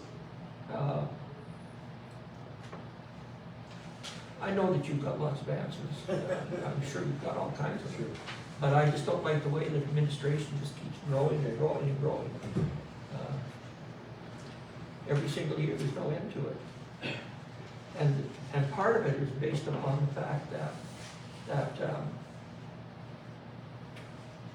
it's based on the assumption that we're going to be doing an official plan this year. Well, I noticed that it has been extended. Right now, it's sitting at December the 31st, 2025, before we're supposed to have one. And I sent everybody a note to ask to familiarize themselves with the Provincial Planning Act and the Environmental Protection Act and the Lands Protection Act. And when I look at those three things, I find it very difficult to come up with an official plan that doesn't just already include all those things that we have to do. Like, we can't go doing things outside of any one of those acts. As I think, as you said yourself, that 95% of the official plan is already covered with them. So this additional, I think that this additional, and again, it was putting the cart before the horse, this additional money in administration was based on the fact that we're actually going to be going ahead with all the work involved in the official plan this year. We have to have Forcan have to do their exercise, which is fine, but we don't have to vote on it. We don't have to adopt it. We've got 2 years until we have to do it. And I wouldn't be surprised when it's extended again. Because there's just too many municipalities that are unable to come up with this stuff. So I think we've just gotten things out of whack here.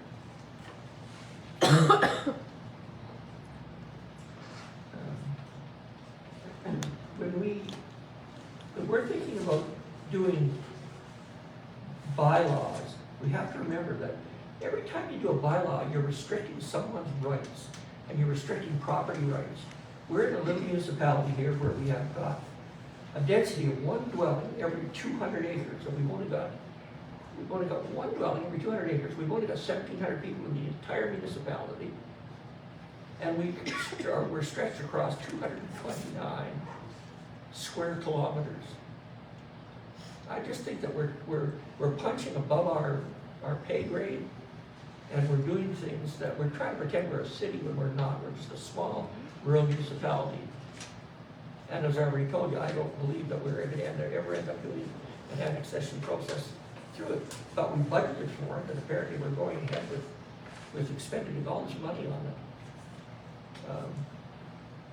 And I'm going to have I simply won't vote for any budget that increases taxes to Belfast residents at this particular time, but I don't really think it is necessary.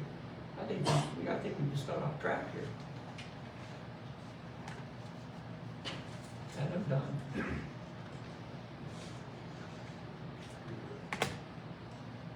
Thank you, Jim. Anyone else? Have any comments or questions on the budget?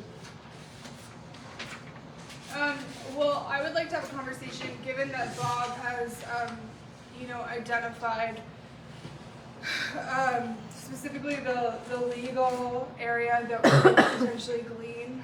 I'd like to have, I guess a discussion amongst council, whether we want to do that or not. Sorry, Catherine, I missed that. So when he was going through the budget, he talked about the legal fees. E6. Yeah, sorry, E6. I'm just pulling up the, so we have budgeted 1,250 for that. And maybe Bob, you'd be better to speak to it, but I think you had said that, we might not necessarily need that, so. So, MRSB, as you know, are our auditors. And when they looked at last year's budget and this year's, knowing that we're going into budgeting for this year, and the work plan that we have going forward, they noted that we're going to be doing a lot of land planning type stuff, whether that be the official plan or the development bylaw. Now, whether that goes into force by April 1st or not, there may or may not be some legal challenges that come forward out of the public consultations. If there is legal challenges that come forward for whatever reason, MRSB is suggesting that we at least budget some monies for that, and they suggested $1,250 in our budget, and that's based on other municipalities what they budget for legal, and they suggested that we add that into the budget. Even though, if everything goes as we expect, but as Jim says, it could be delayed, it could take longer. We may get some challenges before then, simply because we're looking at the questions. That's what MRSP is suggesting. However, I was suggesting that possibly you could remove that 1,250. However, in order for you to make any substantial gain, like you can move $100 here, remove a couple thousand here, or whatever. You know that bottom line that we showed that you are 10,000 in the good? In order for you to move that needle, you have to come up with at least $17,000 worth of savings if you want to change that to a 2-cent mill rate increase. So you're at 10 now, you would have to come up with another 7. That's where that change in the community grants idea came from, because we just simply couldn't find enough savings to make 17. However, if that's where you wanted to start, that is a possibility of a place to start.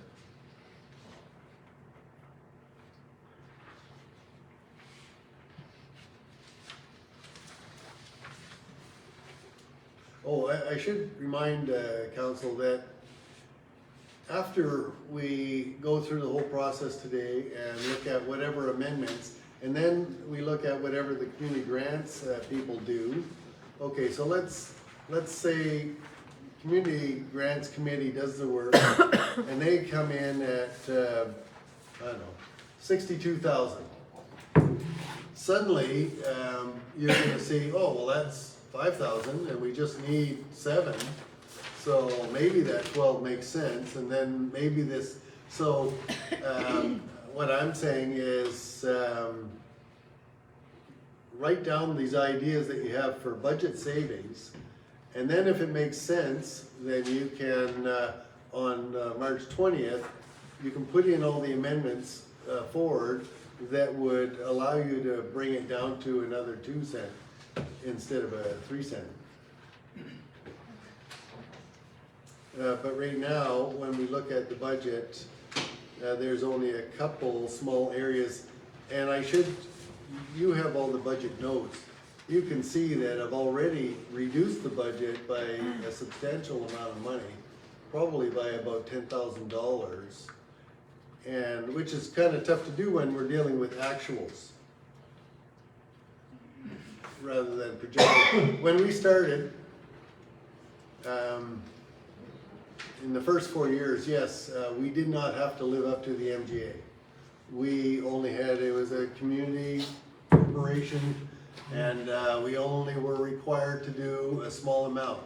And then council decided that we were going to live up to the requirements of the MGA. And once you do that, right in the legislation, it has one long list of all the things that we are responsible for. And we had to be able to get to that point. So, to Jim's point about administration going up each year, yes, that is exactly correct, because we were growing into the MGA, and as of last year, we became fully compliant to the MGA, with the exception of the official plan and bylaw, because they gave an extension and we wanted council to have more time to look at it, and also the public more time to look at it. But basically, that comment is exactly right. All the duties that have to be done are laid out in the MGA. So that's why it's quite extensive and not nearly what it used to be. Can I ask a question? So you're compliant with the MGA now, and Correct. I know there's quite a long list. Some of, I'm not sure you have to comply to that whole long list, and maybe you can clarify that. But if you're complying now, and the actual budget for wages was 63,000 for 2023, 2024, and the budget for 24-25 is now 118,000. Why the need for extra administration or extra staffing if you're already meeting the requirements for the MGA? So the ultimate goal of the office, and something that needs to be reached by the end of 2.5 years. In order to do all the duties of the MGA, as well as the development and all of the, if you saw the strategic plan that we have, so the council have given us marching orders of all the things that they would like to see. It is estimated that there is a requirement for 2 full-time staff. So probably by the time, in 2.5 years, it's a gradual process, but this year, as in January, we now have a full-time person, and that comes with costs. So it will continue to grow as expected, as per the strategic plan, and the additional things that council's taking on. I expect that within 2.5 years, it will simply be the equivalent of 2 full-time staff. So I'm just gonna point out that the 3 cents per mil increase is basically covering administration. That's the increase in wages for 2023-24 to 2024-25. That's, yeah, probably, because I was able to reduce the costs in other areas, so that's probably a good analogy. Well, maybe you could speak to maybe some of the specifics of the strategic plan that Sure. are resulting in additional administrative. Sure. Actually, there's a single word in the strategic plan, Okay. and that talks about advocacy. Well, because council has an interest in advocacy, what's been brought up is a whole whack of issues that require research on and or action on anytime. Okay, let's use the big one, for example, the ferry issue. Okay, so because council said we now want to be in a position to advocate for something, in this case we'll talk about two viable ferry system. There is a considerable amount of work administratively as well as on the council's part. But every time council does work, there also has to be some administrative coordination of that work is at the end of it, and or reporting or whatever. That's just one example. We had quite a number of different examples. However, the ferry one is one that's going to come back to bite us again this year. As you know, it is still an ongoing issue. I don't know if Catherine or Trish want to speak to it, but I can see us using considerable amount of administrative time, and that's why I listed it actually in the budget, taking on that. Because there's also going to be some, as you know, we became members of the Eastern PEI Chamber of Commerce so that we know that they were dealing with the issue, and we wanted to work with them and other people who are working on that issue to make sure that we could ensure there's a viable two-ferry system for our area. So that's just one example in the strategic plan, I guess. But I think advocacy is the biggest one. So any issue that comes up, administration is being asked And all you have to do is look at the agenda on every single council meeting under other business, and you'll see it's quite extensive. Well, there's a lot of work that goes into all of that as well. Does that answer your question? Yep.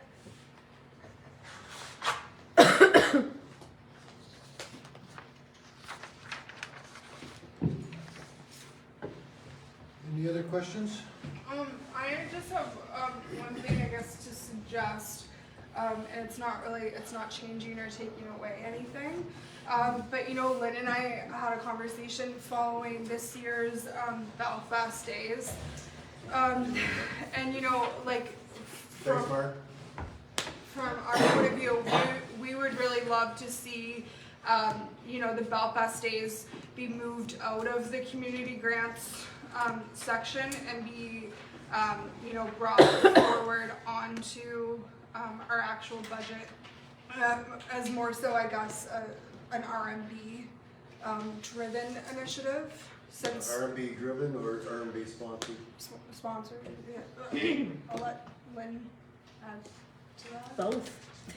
Yeah. Okay, so if that motion was to come forward, Lynn would have to declare a conflict of interest as the chair, operator, sole life provider. Anyway, if that motion came forward, Lynn would have to declare a conflict of interest. So it would be better if Lynn did not speak to the. Okay. So I have a question. I mean, you can make that motion. If I look here, so Belfast Days, received a $3,500 grant last year. Yeah. So are we thinking that if that were the case, that the number would stay the same, or it be more or less, or would it be also a part of the RMB like sponsored budget and still stay in the grants committee? Like we're looking to grow it maybe? Do you, anyone? Do you want Actually, I me should to- speak to Yeah. it first, actually, because RMB only has authority to give monies to other organizations through our grants legislation. That legislation is authorized by the MGA, and the only way we're allowed to give away money to organizations is through that. So in order for us to have a separate line item for the Belfast Days, RMB would have to take on some ownership with that, because otherwise we can't give money to the project. So can you just define like what ownership is? What would be the difference between sponsoring community service and sponsoring Belfast Days? So ownership, as far as the MGA is concerned, that means we would be voting members on the board of the Belfast Days, that we might have some staff involvement in the Belfast Days, and we could relinquish the coordinating role to someone else, but ultimately our insurance would also have to then cover Belfast Days and any liability that might happen to occur. With the current system, all the grant recipients are responsible for their own insurance. And so when RMB sponsors the skate, say at Belfast, We How does don't that- actually, when we say sponsor, it's, we provide some financial support for. So it's not, it's just like a community grant, except this isn't, it is a grant, it's just not through the community grants process, but it's through Or that legislation that allows us to do that. so in theory, could it be that the municipality provides funding in the same way that it would do the event of like the I can- community skate? And it I kind of- would have to check into that. So maybe can we, because, you know, this was just kind of a discussion between Lynn and I, and we're not, you know, there's been a lot of points and questions brought up. Can we maybe table that to explore between now Well, I'll and the have next the answer budget? for for Okay. you for next budget meeting. Okay. So, Ken, RMB, And would it fall Move, under like um, 70, like expenditure 70, Yeah. kind of under events? yeah, we would just make a And- line item for it. And could Belfast Days fall under both? So could it be a sponsored thing under the line where we have like break community skate, but then, cause Transition at some point, because it's gonna keep growing, so at some point, there's And gonna so- need to be more behind. is there some, like a potential consideration that moving the ownership to RMB would be desirable? Maybe not 100% because of the whole insurance thing. Yeah, That would have to be in agreement with everybody. yeah. And So, yeah. I should also mention that you were talking about administrative time and how that grows, so this would be a substantial administrative hit. Taking on extra, Yeah. where I would do everything. However, we have room in the new office. And I mean, like to counter that, it wouldn't necessarily take up more, because like, I think, you know, I guess from my point of view, when Lynn and I had discussed this, it's more so for the continuity of the event, right? Like we see this is incredibly beneficial for the community, and so it's just more so Lynn, you know, knows that money is there and secured. Where with the community grants, I mean, we don't know what's coming at us next week. We could have some very extenuating circumstances where we might not have money for Belfast Days, and like that would just be a travesty to the entire municipality. And typically we get anywhere from $200,000 to $300,000 worth of asks. Yeah. But I will look into it so that about the ramifications of moving Belfast Days to a line item. But I can tell you, I know that when Belfast Days happens, Lynn doesn't sleep, and if administration was to the way that event is, there would be a lot of admin time that would have to go into that. I heard that Ashley likes to sleep on occasion. I don't mind keeping that. That's not true, is it, Ashley? I've helped Lynn out before She though, has. without even being But asked. I will find out. And so do I. Like, I don't and mind Trish- spearheading Like, it. I like That's helping fine. her. I'll find out for the next. I'm a little but, OCD let with me- stuff anyway. But let me just give you an example how things happen. Okay, so we take on a supporting role where we actually become more and more involved in the event.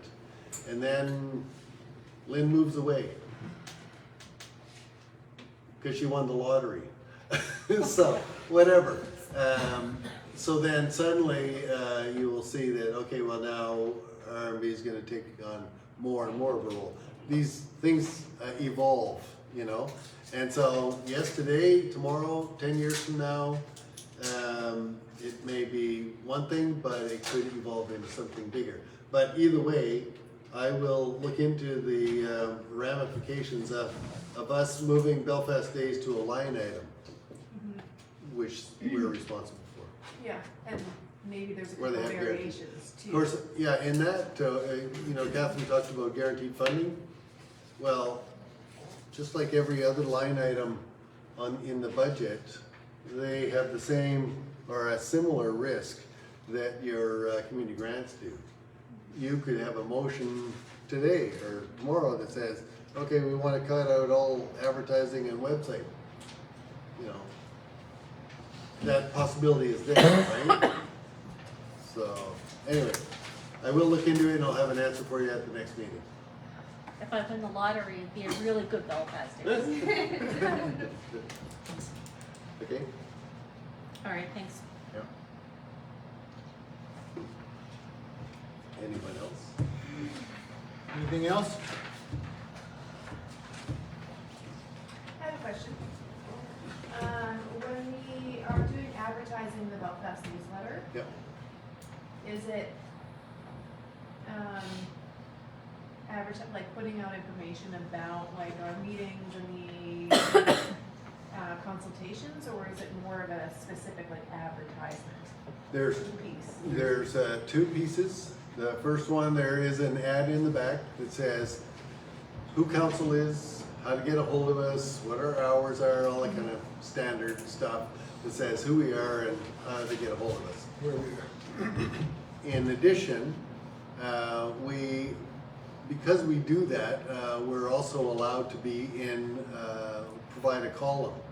And with that column, we talk about the budget session coming up, or any announcements, or any events, or, you know, if we're looking for some sort of participation, or, hey, the Christmas thing is coming up, or whatever. In addition to that, that would also fall into the Belfast Lions Club calendar. The calendar then includes every council meeting date in the calendar, so that people who have the calendar in their home can see when it is. Now, the interesting thing is that while we don't get a lot of people that show up here, we get an incredible turnout on the Facebook. So they will either be watching during the meeting itself, or they will, because it's on Facebook and the memory is there, they can click on it and watch it later, or re-watch it if they want to look at a specific segment. Actually, it works out great for us, because it's also a recorded verbatim record of what everybody has said. Cut your shorthand way down. So, Anything else? Not for this month. okay. So if there is no amendments today, and you're going to save it until next month, then you would need a mover and a seconder For first reading. for first reading. And So- then just be aware that you can make whatever amendments or changes on the second reading that you want. Yes. Trish, question or a mover? So moved by Trish, the seconder, seconded by Billy, to give first reading of the rural municipality of Belfast's 2024-2025 budget, financial plan, and capital plan as amended. All in favor? Actually, it's going to be as presented, because nobody made any As presented. amendments yet. All in favor? Nays? Motion carried.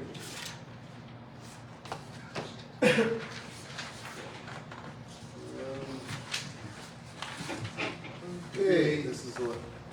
Code of Conduct Training presented by Admin Ashley. We can now confirm that all members of council have completed the required code of conduct training, so we're all good. And all members of staff. Yeah, and all members of staff. So we're good for another year on that. Congratulations, everyone. Well We're all done. up to code. Yeah, we're all good. 2024-2025 Community Grants Call Process. The call, Ashley. thank you. The call for community grants, proposals, and applications have been on the RMB website since early January, along with notifications on RMB's Facebook site and various bulletin boards around our municipality. Applicants have until noon on Thursday, March 7th to submit their grant applications. All grant applications will be checked to ensure eligibility, which now also includes the requirement to have completed a summary report that describes how a 23-24 community grant was used. The Community Grants Committee will be reviewing the applications on Friday, March 8th for recommendation/decision. of council on Wednesday, March 20th. Okay, thank you, Ashley. Completion of the official plan and development bylaw, presented by Bob Brooks. Thank you, Mayor Gillis. This was alluded to in some of our earlier discussions. However, in a recent conversation with members of Municipal Affairs as well as Lands Division and our planners, FOTAN, RMB expects that it should be able to resume public and council discussions on the official community plan and development bylaw this spring. However, depending on the conversations that we have with municipal affairs and if the new gas tax money comes out in time, we may be able to incorporate an annexation parcel within that or not. So it's up in the air, but either way, we'll be able to have some movement on that file this spring sometime.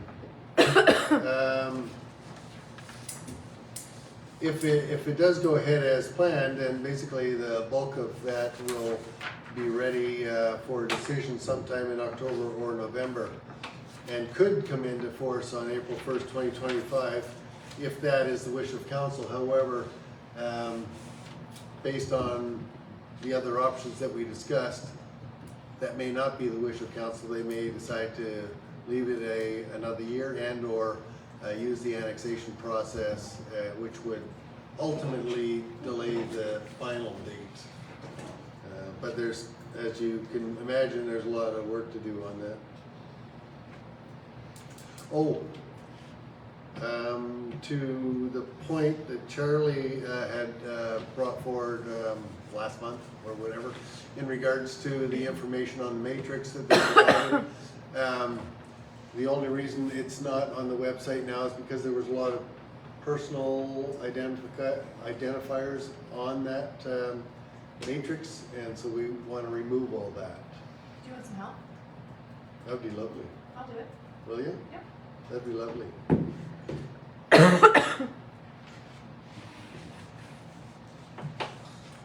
Thanks for that. No problem.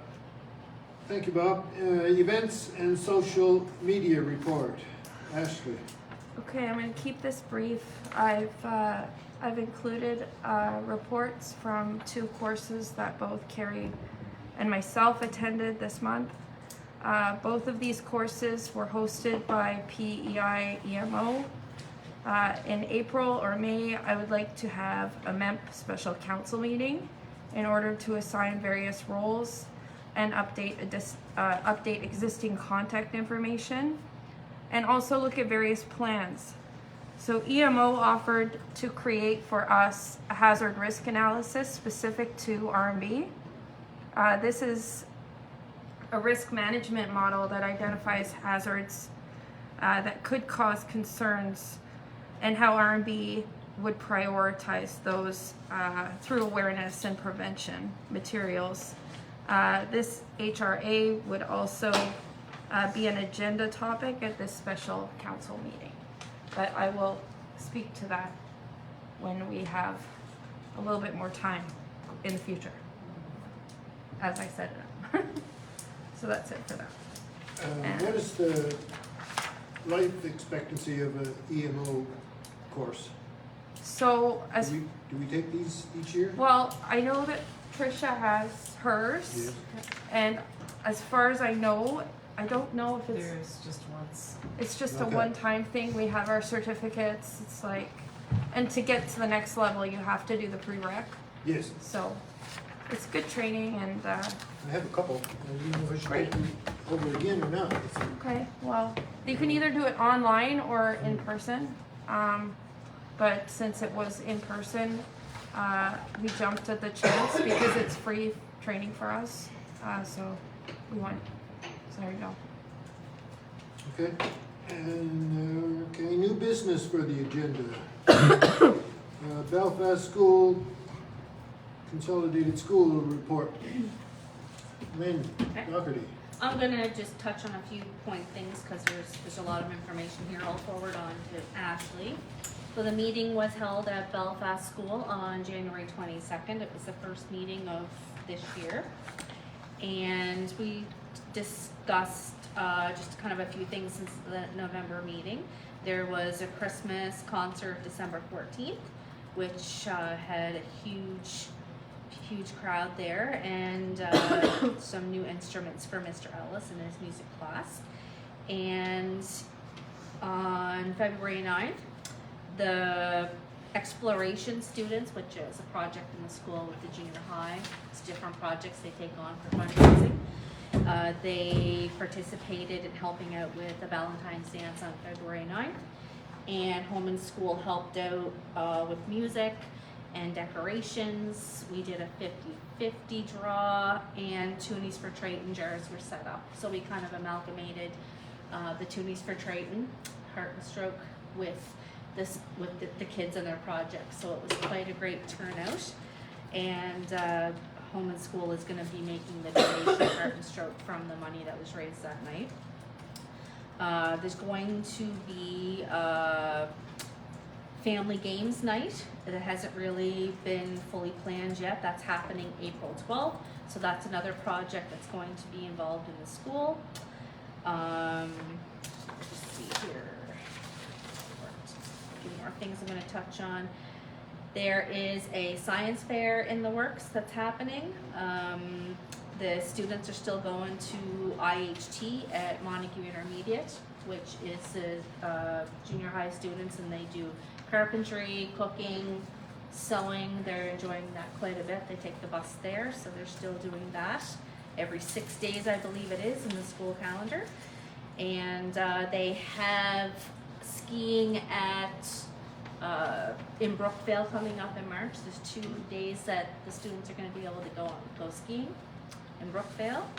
And the next meeting is going to be held on March 12th. So that's all that we kind of discussed. There's more in the report. Just kind of what's happening with the school. Yes, I am. So we put you on the agenda for next month too? Pretty much, yeah. Yeah, but yeah, the next meeting's March 12th, so. When does March break? It's the last of March, and it ties in with Easter. Oh, Yeah, so, I did not make that connection. so Good Friday is actually the Friday of March break, and then it runs into Easter's March 31st, and Easter Monday is April 1st, so March break right into, okay. but they made it later this year. Yeah. Okay, community pantry update. Thank you, Lynn. Community pantry update from Councillor Dyson. So on January 21st at the UWIC Community Center, we held our first annual AGM. This was open to the public and was very well attended by many community groups across the region. The pantry coordinator, Bonnie Shave-Hillier, along with the founder, Randy Visser, led the meeting, and the meeting was graciously hosted by the UWIC Kinross Women's Institute. You know, we took the time to discuss our finances and kind of where we were sitting. We have received a number of grants. Well, obviously the grant from RMB as well as a provincial grant, which a lot of the provincial grant was used on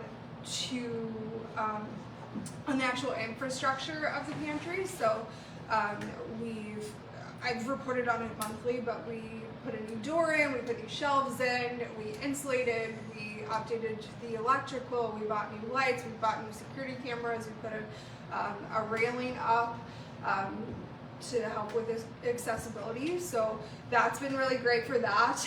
And then specifically the community grant that we awarded, which was $2,300, along with all of the monetary grants that we've been getting. Bonnie has kind of been shopping around for the best deals and not hoarding, but stockpiling a lot of things. So then she goes in, you know, kind of on a daily, every other day basis. And if the shelves are getting a little low, she takes those stockpiles and stocks up the shelves. So that's been really great. You know, because the whole basis of the community pantry is that it's anonymous for a very specific reason. But during the Christmas dinners, we did we actually took orders for the main, so for the turkey, for our ham. So we were able to get a little bit of grasp on, you know, the number of individuals and families who were really using the pantry on a regular basis. So right now, and this could have increased between now and last month, but right now we're currently sitting around 35 families that are using the pantry on, you know, a weekly basis. Above and beyond that, we've got many individuals that, you know, come in, grab a couple things every once in a while, or you know, for whatever reason it may be. So there is definitely, you know, I've been preaching this every month, there's a huge demand. It's only expected to increase. The past year, we asked, you know, a number of community groups to essentially adopt the pantry for a month. We had some groups that adopted it for the entire month. Some came in, did 2 weeks. Some came in and did 1 week. You know, we had groups that shared responsibilities. And essentially these groups just came in and they really just aided Bonnie because, you know, it's a completely volunteer organization. So that was really essential. They just came in, you know, kind of kept an eye on the pantry, cleaned up the pantry, let Bonnie know if reserves were getting low. And, you know, we found from like an administration point of view that was really helpful, you know, to have different eyes really taking charge of the pantry and raised awareness to know, you know, just how much need there is in our community. So, you know, overall, it's unfortunate that we have such a great demand in our municipality, well, not just our municipality, in our surrounding communities. But, you know, we're so happy that there's many individuals and different community groups that are really, you know, pulling together for the community and keeping our shelves stocked. So thank you. You know, obviously it's anonymous, so I can't thank everyone who donates every month. But a special thank you goes out to the Rotary Club of Charlottetown, who donated a number. Bob can speak to that, but a number. 20 large bags of groceries. Yeah. So that was really great. That was an added bonus, and you know, everyone's really pulling together for the community. So thank you. Okay, Catherine, thank you. Millennial Club, Selkirk Millennium Club meeting update. Mayor Gillis, oh, that's me. I went to the Millennium Club today. Had a nice visit with all the ladies, a little bit of a Q&A. They're wanting to get to know what's going on around and get to know what we're doing and who we are, and clear up some communications that they had a little mixed up, clarified on some of the things that were going on. Some of the groups they were a little confused on the BCDC and the RMB and the CBC and a few things that some of the letters that were being thrown around in this place, the WDC, and so we got to Q&As and some clarifications, and had a nice little meeting with them guys this afternoon at 2 o'clock. Thanks for inviting me out, and hopefully things will go well. Good job. Anyone else? Yeah, number Yep. 4 is conservation of lupins. Oh, yes. Okay, so we actually had 2 members of the public bring this forward, I guess, under the same concern.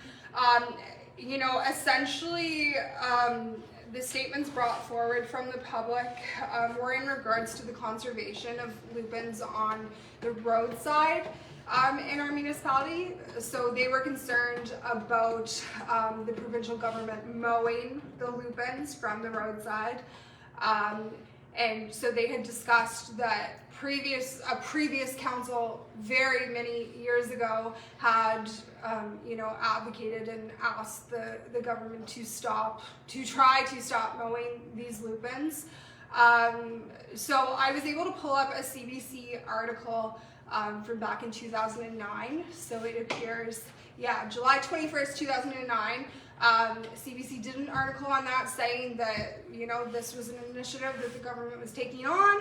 I have no idea, maybe someone else here knows when that was stopped, but I guess there's concern that the provincial government is now mowing the lupins again.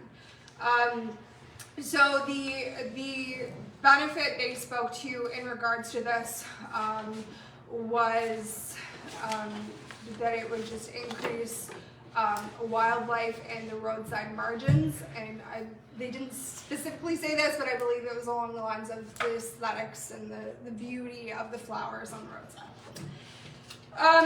So Sherry Pelkey from the Belfast Area Water Group wasn't able to attend the meeting tonight, but I did reach out to her just for comments on this, knowing that we were going to bring it up. So she sent an article done by Kate McCory, who is a well-known, I don't know what her title is, biologist, or she's really great. She knows her stuff on all things ecology of our island. So she alluded to that, and the statement I got from Bog was that we would never participate in or try to conserve the lupin. However, the native swamp milkweed is in our wheelhouse to conserve and expand. Sherry said that they would be very interested in the conservation of native species, especially the native milkweed, which is the endangered monarch butterfly. So some research I did, and then just my own personal knowledge of lupins. So there's kind of a belief that lupins are native, that they were always here. Lupins were actually brought to the island in the late 1800s, early 1900s, so they're a relatively new species to the province, and they are highly invasive and obviously not native. And they do compete with our native species, such as the milkweed, which is absolutely vital for the endangered monarch butterfly. Also, my experience as a sheep farmer, these plants, the lupin, are highly toxic to both sheep and cattle. So they do cause, there is concern, I guess, from farmers in regards to the economic impact to not potentially mowing these down. So I guess that was just first of all, bringing the concern forward from the public, and then just my comments on it. I personally will not be bringing a motion forward to, advocate for the government to stop mowing these, but certainly it's open to the floor for comments, discussions. If anybody else wants to bring forward a motion, they're welcome to. I just want to clarify that Kate McQuarrie is a professional and award-winning biologist and naturalist, Okay. just for the record.